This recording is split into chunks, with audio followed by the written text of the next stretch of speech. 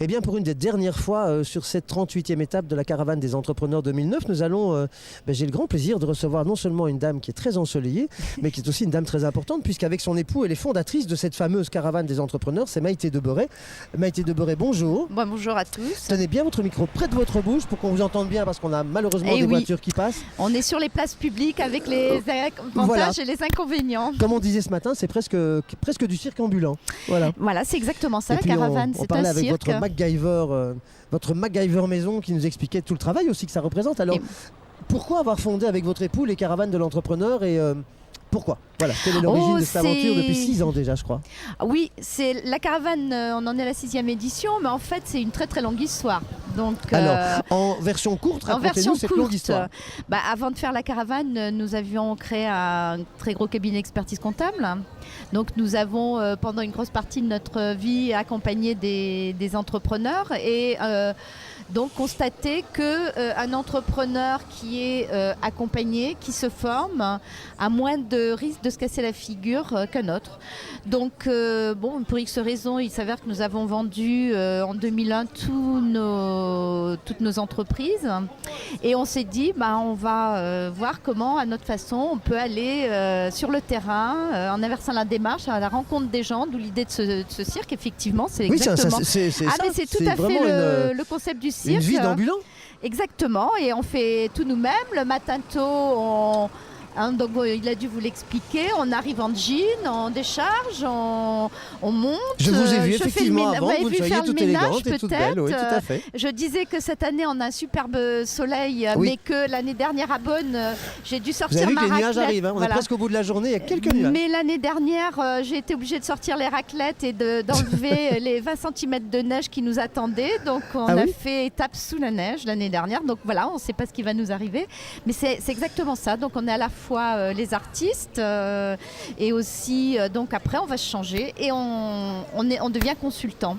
Alors c'est une aventure passionnante qui demande beaucoup de travail, beaucoup d'énergie. J'imagine. Mais on reçoit beaucoup en retour. C'était un choix de vivre presque une vie de saltimbanque, une vie sur les routes, et puis ou bien vraiment de partager vos compétences, les compétences de tous les spécialistes que vous invitez constamment. Ça en fait des spécialistes qui vous ont suivi sur la caravane depuis 6 ans. Oui, depuis 6 ans, c'est des centaines et des centaines d'experts qui ont participé. Donc certains reviennent d'année en année, d'autres, il y a des changements aussi parce qu'il peut y avoir parmi nos partenaires des changements, de direction. Et puis l'économie évolue, les mais tendances ça aussi. s'organise effectivement étape par étape. Donc c'est toute une organisation qui se fait en dehors des étapes. Alors on ne tourne pas non plus à temps plein puisqu'on a 60 étapes, donc ça fait 60 journées. Quand même. C'est quand même beaucoup. Un jour parce que sur là, 5 par exemple, an, on va travailler même tout le week-end. Ceci étant, on a quand même des périodes où on est au bureau et où là, on va à la fois s'occuper de préparer les étapes de la caravane de l'année d'après. On est déjà en train de travailler sur 2010. J'imagine, oui. Comme un théâtre. Mais aussi de continuer ce suivi qu'on fait puisque on continue à suivre les repreneurs, les cédants, les porteurs de projets en franchise. Donc tout ça, c'est un travail qui se fait aussi en plus de la caravane. Mais on a 2 équipes qui se relaient quand même. Qu'est-ce que vous ressentez j'imagine que ça arrive souvent, lorsqu'une entreprise vient vous retrouver l'année d'après en vous disant là ça y est, j'ai plus besoin de vos conseils parce que ça y est, je suis lancé et puis c'est grâce à la caravane. Là c'est... Parfois, on en a même les larmes aux yeux. Ça doit être un peu vos filleuls, comme ça, quelque part. Oui, on en a parfois même les larmes aux yeux, parce que quand on a des gens comme ça qui, parfois, sont dans des situations difficiles, qui... ils nous disent, mais rien qu'à nous écouter, la façon dont vous nous écoutez, vous nous accordez de l'importance, on repart, vous nous redonnez de l'énergie, c'est vrai. On donne beaucoup dans la caravane. On vous sent en tout cas généreuse, énergique et lumineuse. Mais je ne suis pas la seule, tous nos partenaires ont cette fibre, pour recevoir, il faut donner. Alors c'est vrai que nous on donne beaucoup, mais on reçoit beaucoup en retour. Ça, c'est la plus grande récompense. Ça nous arrive parfois d'avoir un qui revient, qui est en moto ou qui laisse la voiture 2 secondes et dit « Oh là là, j'ai plein de travail, mais je suis venu vous dire que vraiment vous m'avez aidé, maintenant j'y suis et c'est grâce à vous, vous allez donner l'impulsion. » C'est la plus grande récompense qu'on puisse avoir. Vous voyez, finalement, c'est l'équivalent des applaudissements pour les artistes. Absolument. Donc, quelque part, c'est ça. Et c'est une jolie phrase qui peut être presque cette conclusion de cette 38e étape déjà, donc de la caravane des entrepreneurs 2009, c'est pour pour recevoir, il faut donner. C'est peut-être, finalement, c'est une jolie conclusion parce que Network Visio, c'est ça aussi, c'est un monde de partage. Vous partagez des compétences, vous partagez des conseils. La caravane s'arrêtera le 3 octobre, c'est bien ça, cette année? Oui.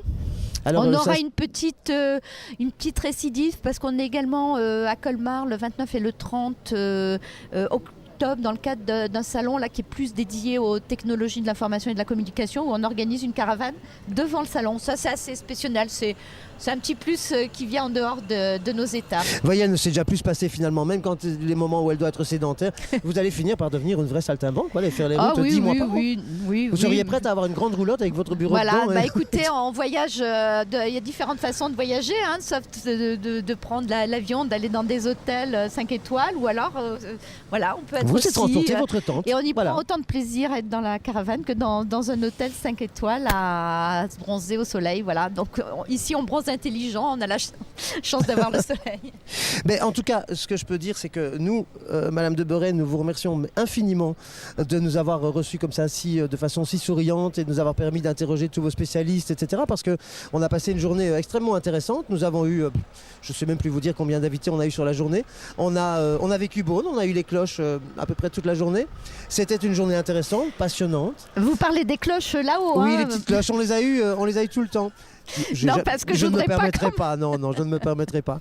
Et puis, maintenant que cette journée tout doucement de la 38e étape de la caravane des entrepreneurs se termine, je vous avais promis que nous allions faire une visite surprise. Eh bien, nous allons effectivement, nous terminons cette série d'interviews avec vous, Madame de Beuret. Eh bien, merci à vous, ça a été sympathique. Et voilà, plus on fait parler de toutes ces initiatives, parce qu'il y a beaucoup d'initiatives privées, il y a beaucoup de gens qui essaient d'aider les autres en étant privés. Et je pense que c'est une nouvelle forme aussi d'entrepreneuriat solidaire, et ça fait bien. Voilà. Mais le partage, networkvisio.com, c'est un monde de partage.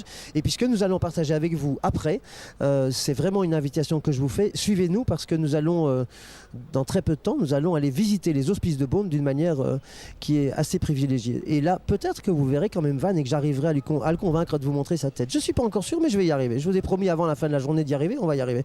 Comme vous avez vu Fred pendant les journées du MEDEF. Voilà, on se retrouve aux hospices de Beaune la prochaine fois, et plus devant notre joli panneau sur la place des Halles, mais au sein des hospices de Beaune. Et c'est grâce à Sophie, qui est notre développeuse du réseau networkvisio.com en Bourgogne, que nous avons réussi à avoir cette porte entrouverte sur les hospices de Beaune, qui sont célèbres et fameux à la fois dans l'histoire comme au cinéma. Madame de Beuret, bonne fin de caravane 2009.